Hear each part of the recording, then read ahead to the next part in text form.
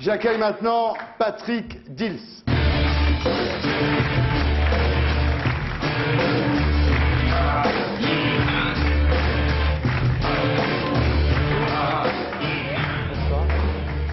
Bonsoir Patrick, Bruno Solo, Yvan Le Bolloc, Liane Folly, Patrick Dils. Alors Patrick Dils, vous avez été condamné à la prison à perpétuité pour avoir avoué le meurtre de deux petits garçons, Alexandre et Cyril. C'était en 1986 à Montigny-les-Metz.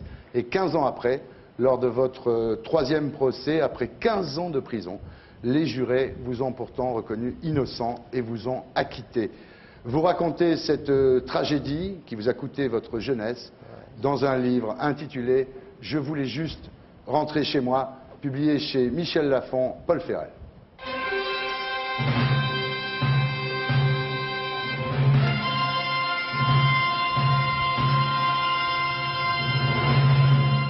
Alors, je voulais juste rentrer chez moi. Le titre du livre amène directement à ce que vous dites lorsque vous avez été arrêté pour expliquer vos aveux.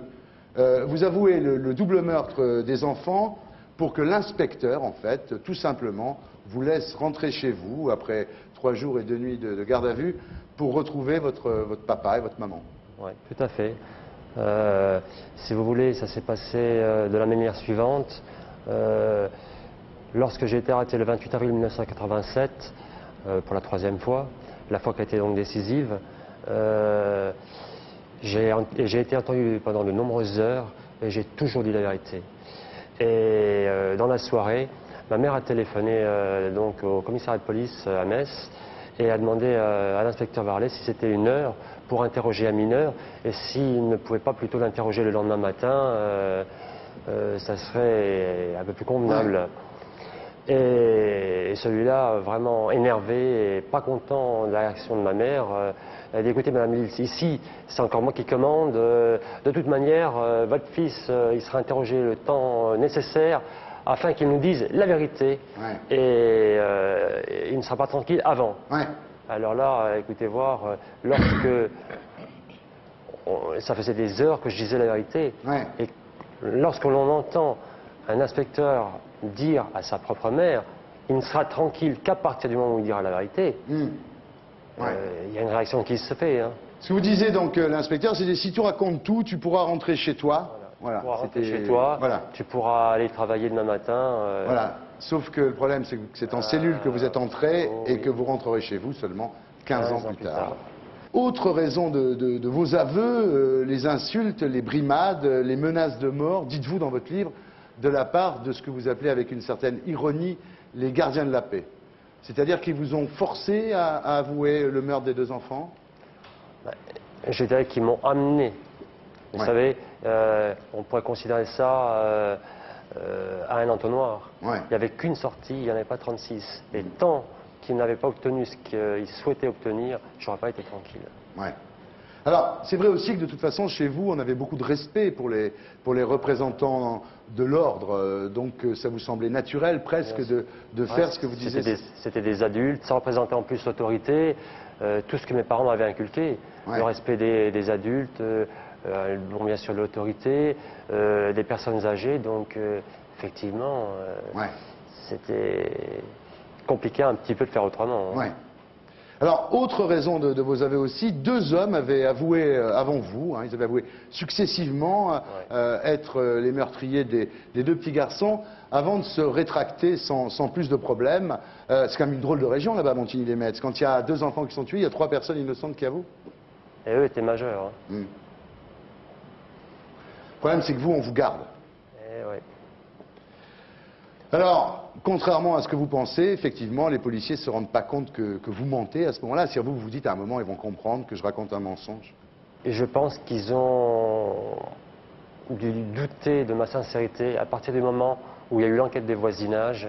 Et sans aucune arrière-pensée, sans aucune méchanceté, sans l'intention de nuire à la justice, lorsqu'on a demandé à ma mère si on avait vu ou entendu quelque chose, j'étais à côté d'elle dans les escaliers de la maison. Et j'ai pas dit tout simplement ce que j'avais vu, entendu ce soir-là. Pourquoi? J'avais pas eu l'intention de leur mentir, mais uniquement parce que je ne pensais pas un seul instant à ce moment-là que ce que j'avais pu voir ou entendre aurait pu être déterminant ou capital pour la suite des événements. Alors je parlais de retrouver vos parents, votre envie répressive de rentrer à la maison, de quitter le commissariat. Et cette maison était importante pour vous, parce que pour vous, la cour de récréation, c'était un peu le cauchemar. Hein, il faut dire les choses. Patrick, vous étiez un petit peu le souffre-douleur de la classe. Hein. J'étais le souffre-douleur de la classe et pour être tout à fait honnête, les deux seuls endroits où je me sentais vraiment très bien, il est évident, c'était dans ma famille, chez mes parents et sur mon lieu de travail. Ouais. Alors on vous appelait le fil de fer parce que vous êtes un peu grand. Ouais. Le rouquin, le canard parce que j'avais une mauvaise démarche. Rambo parce que vous n'êtes pas Rambo. Parce que je suis tout le contraire. Ouais. Enfin, j'ai eu droit à tous les styles de brimade et on a essayé par tous les moyens de me faire craquer. Donc les garçons se moquent de vous parce que vous avez un grand nez, vous êtes grand, vous avez une drôle de démarche, vous êtes un peu maladroit, un peu gauche. Hein. Peut-être un peu gauche, tout à fait. Ouais. Et vous ripostez pas? Non. Je suis toujours parti du principe, quand ils en auront marre, ils arrêteront.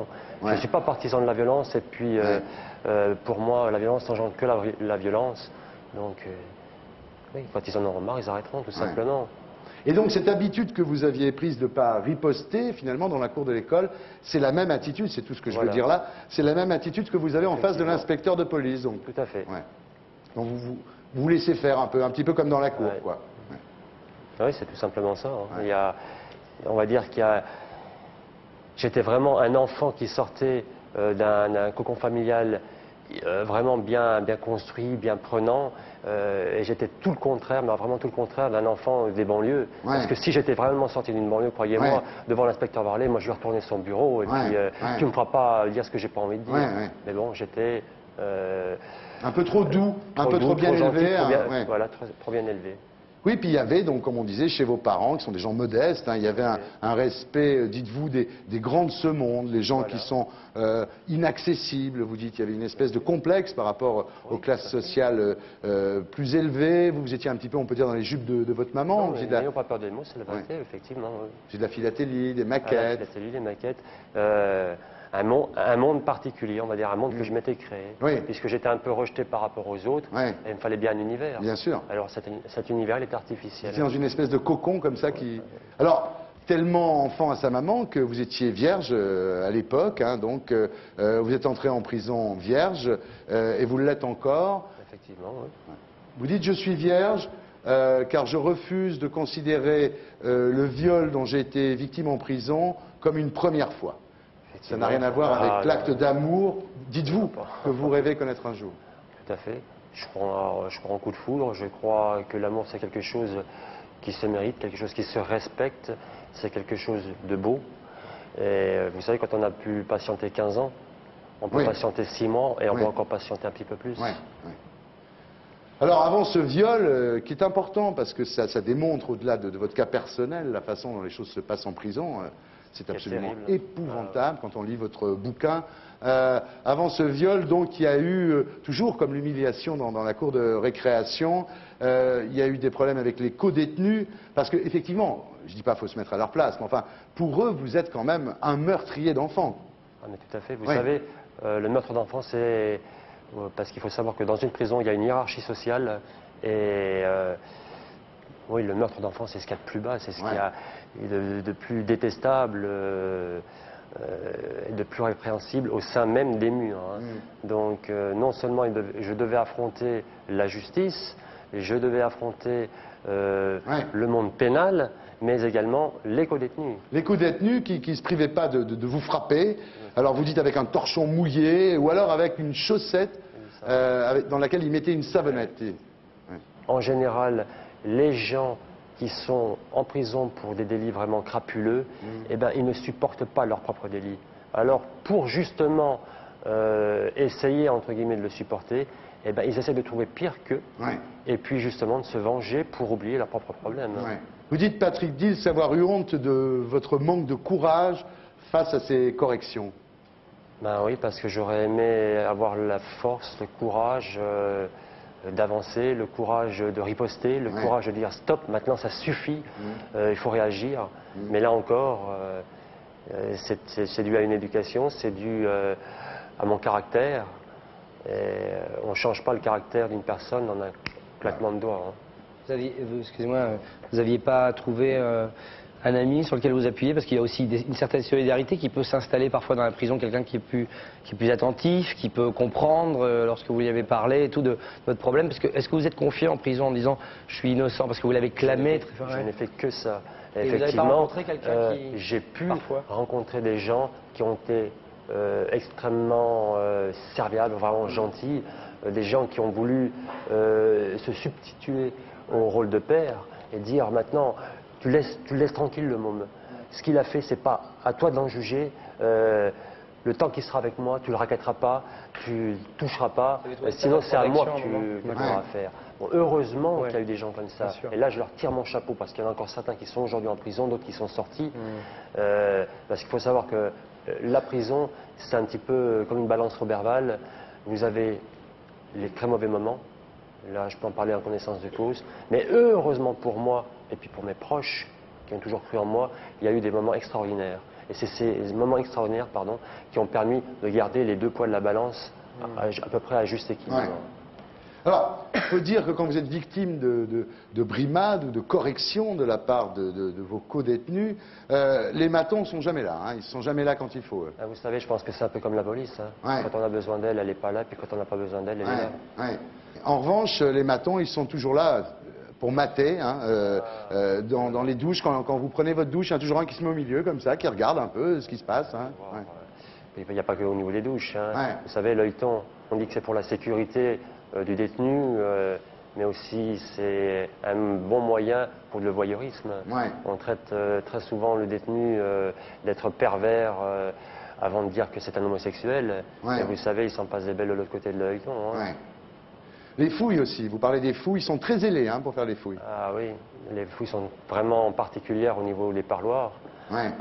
Heureusement, elles ont évolué ces dernières années, mais en 10 ans à Toul, j'ai eu affaire à certains surveillants qui me connaissaient, aucun problème, connaissant mon parcours, bon, allez, vas-y, ils va au parloir, passe un bon moment. Et puis alors d'autres, bon, la fouille à corps normale, puis d'autres, écoutez, moi j'ai des yeux pour regarder, les yeux, on voyait bien là où ils s'arrêtaient. Donc, avec une lourde insistance. C'est terrible parce qu'on se sent humilié, là. T'attends quoi, là? Qu'est-ce que tu veux? Et là encore, on ne peut rien dire. Parce que eux, ils ont l'uniforme et nous, on ne l'a pas. C'est terrifiant. Votre livre est terrifiant. On est toujours en train de se remettre en question, on est toujours obligé de se justifier, toujours en train d'expliquer, alors qu'on dit oui, la cour d'assises vous jugera, ou la correctionnelle vous jugera. Non, c'est continuellement, c'est tous les jours.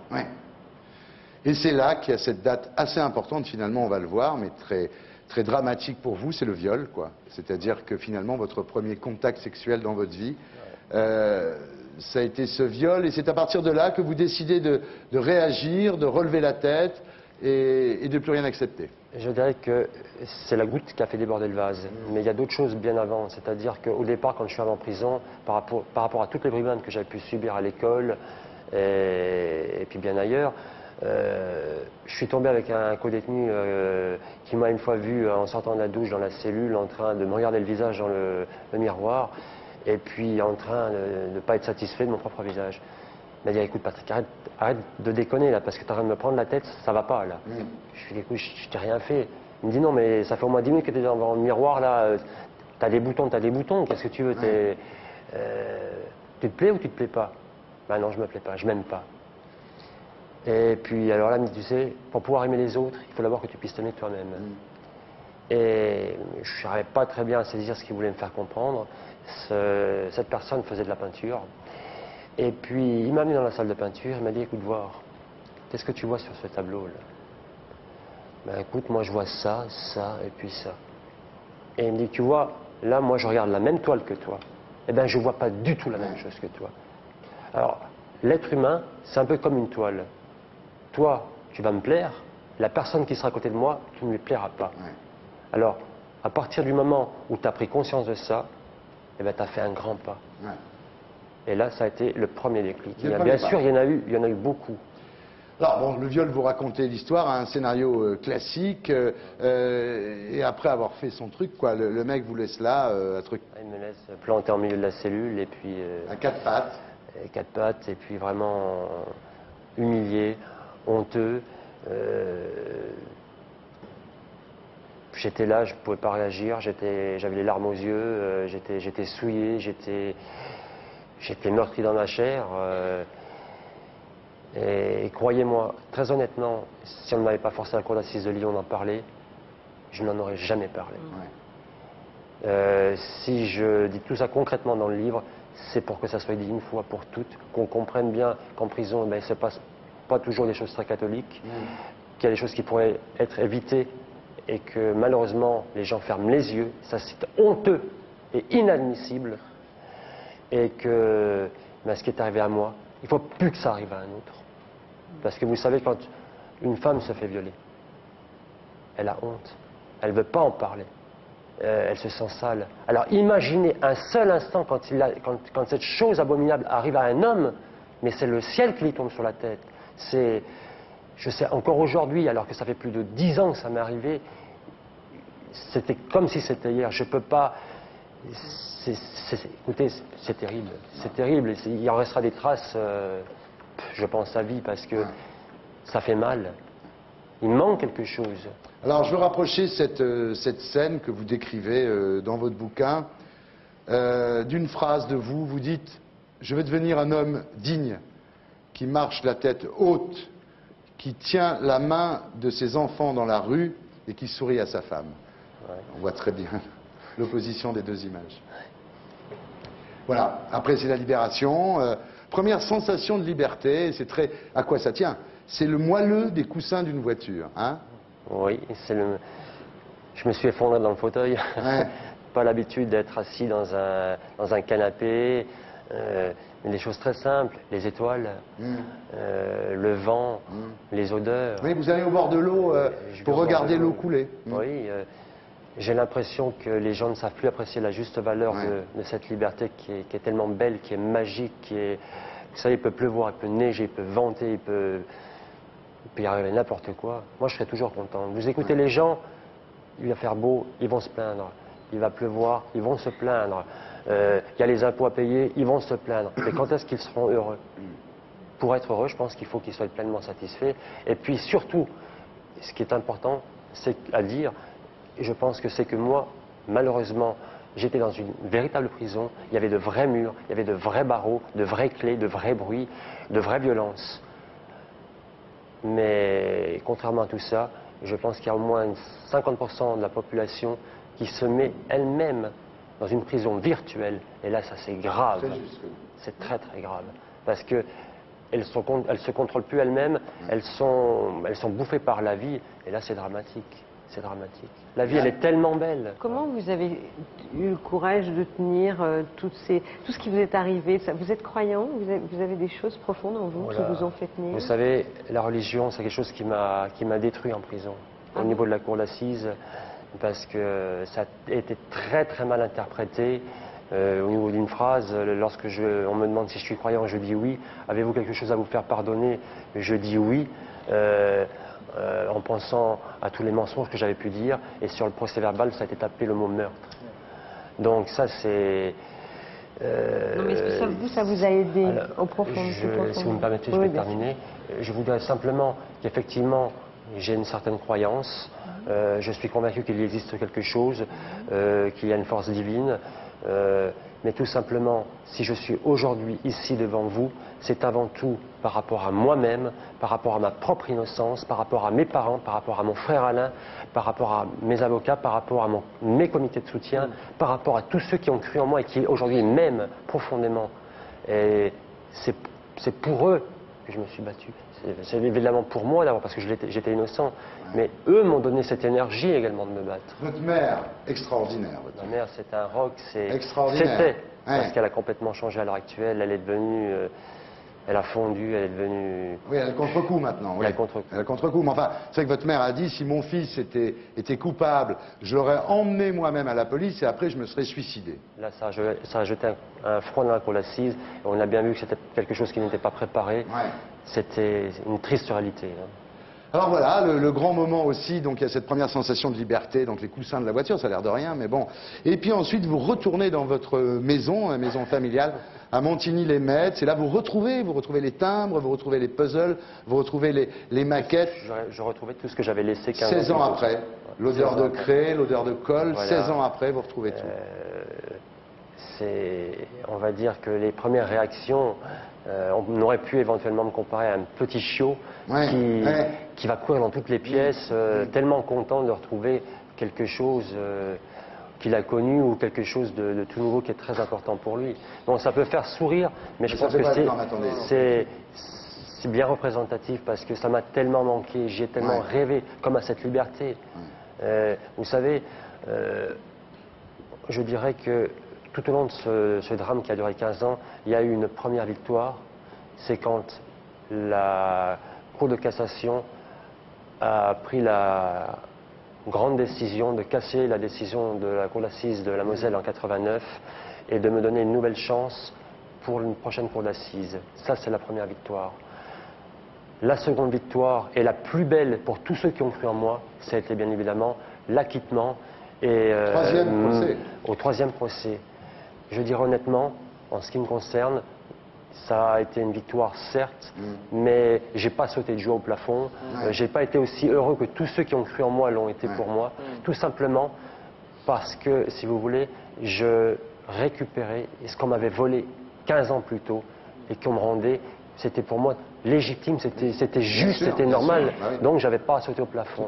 Par contre, la troisième et la plus belle des victoires, c'est quand je saurais qu'est-ce qui s'est passé sur ce talus le 28 septembre 1986 et pourquoi on a enlevé la vie à ces deux petites victimes qui ne souhaitaient qu'une chose, vivre, grandir et réussir, comme moi, leur vie. D'ailleurs, effectivement, quand vous retournez à Montigny-les-Metz, vous allez sur ce talus. C'est-à-dire qu'on vous dit, mais enfin, tu vas pas aller là. Du mec, pourquoi j'irai pas?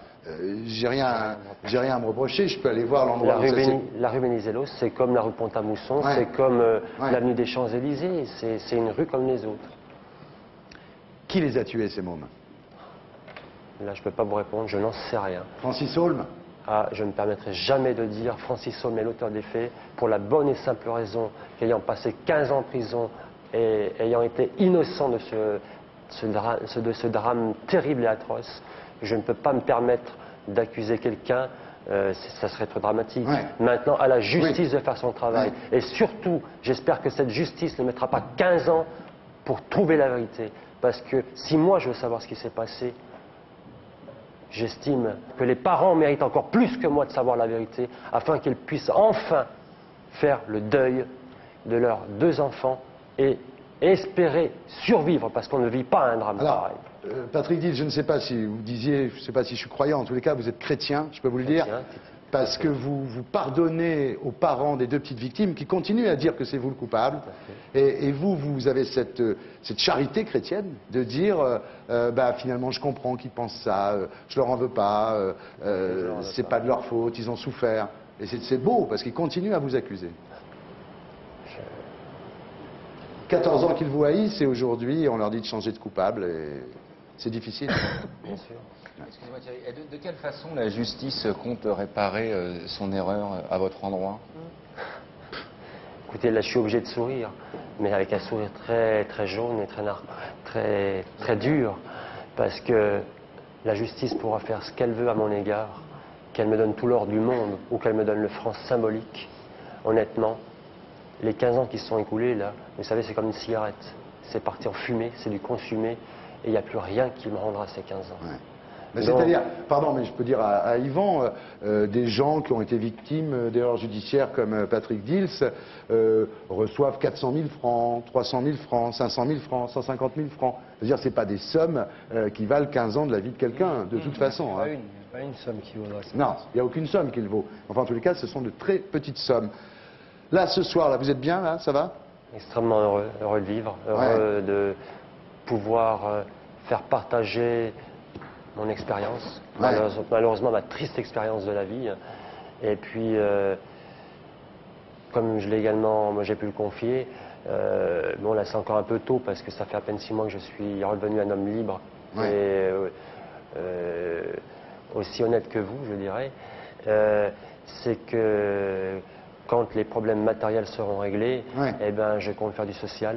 Ouais. Je compte mettre à profit, encore une fois, cette triste expérience dans les écoles primaires pour faire prendre conscience aux enfants que la liberté, c'est quelque chose de magique, qu'il faut en prendre soin, qu'il faut faire très attention. Et un côté beaucoup plus, je dirais, plus fort, c'est aller dans les écoles de magistrature, les écoles de police. Oui. Et puis leur faire comprendre que leurs décisions qui seront amenées à prendre plus tard, elles sont très lourdes de conséquences et qu'ils fassent très attention avant de se prononcer Oui. sur quelqu'un ou sur quelque chose. Alors, vous vivez comment votre notoriété? Parce que là, c'est un peu comme si vous sortiez du loft, là. Déjà, le mot-là ne me plaît pas du tout. Ouais. Hein, il y a la notoriété. J'ai souvent entendu dire de moi la star, la vedette. Je suis ni une star, ni une vedette. Je suis une victime du système judiciaire. Ouais. Je pense que je le dis très bien dans le livre. Il y en a qui mettent toute une vie pour devenir célèbres. Moi, je vais mettre le restant de mes jours pour retomber dans l'anonymat. J'aspire pas grand-chose, je ne demande pas à décrocher la lune, à fonder un foyer, à réussir à ma vie professionnelle, à avoir un commerce, puisque c'est mon rêve depuis l'âge de 9 ans. Vous voulez faire un Et puis restaurant, un restaurant ou une pâtisserie, je ne sais pas encore, mais dans le domaine de la bouche. Et puis être heureux, vivre simplement, avoir un cercle d'amis. C'est peu en fin de compte. Donc, comme n'importe qui, je pense que j'y ai droit. Au début, vous êtes venu à Paris travailler, hein, et puis Oui. ça vous a stressé. Hein. Ah oui, j'ai eu la chance de tomber sur des patrons vraiment excellents, charmants, qui ont qui ont eu une approche remarquable à mon égard et puis à l'égard de mon frère, puisqu'il m'a accompagné. Un personnel remarquable également. Mais si je suis parti, c'est pas parce que l'emploi ne me convenait pas, c'est pas parce que j'avais des difficultés avec le patron, c'est pas parce que j'avais des difficultés à m'intégrer au niveau de la société, mais simplement parce que je ne pouvais pas vivre à Paris. J'étais en train de tomber malade. Pour que vous compreniez bien ce que je pouvais ressentir à ce moment-là, c'est comme quand vous sortez de la manège, vraiment qui vous donne le tournis. Et non, c'était trop dur pour moi. Et on a très très vite compris qu'il fallait me faire partir de là parce que sinon j'aurais pu faire du mal, mais pas du mal à autrui, me faire du mal à moi-même et puis peut-être en arriver à des situations dramatiques. Donc, alors, avant de se quitter, Patrick Dils, je vais lire un mail de Gabriel Tessier que j'ai reçu, puisque donc maintenant les téléspectateurs peuvent envoyer des mails en fonction des invités qui sont sur le plateau. C'est une dame de Colmar. Elle m'écrit « Ce n'est pas une question, c'est juste un mot. Pardon. Pardon parce que c'est au nom du peuple français que vous avez été condamné. »